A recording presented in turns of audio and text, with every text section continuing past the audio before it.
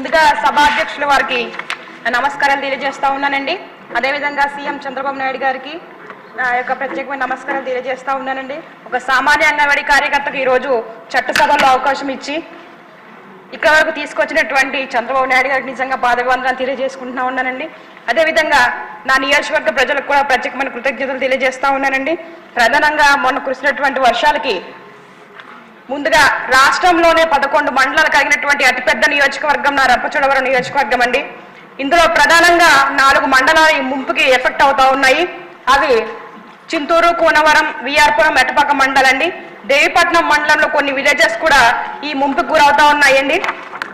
ప్రధానంగా main issue ఏంటంటే అక్కడ సబరి, గోదావరి సమన్వయం 2 కలవడం వల్ల ఈ మండలాలకు ఎక్కువ ఎఫెక్ట్ ఉందండి.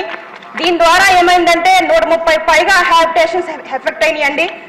34,000 మంది ఫ్యామిలీస్ ప్రజెంట్ ఈ 4 మండలాల్లో ఎఫెక్ట్ అవ్వడం జరిగింది.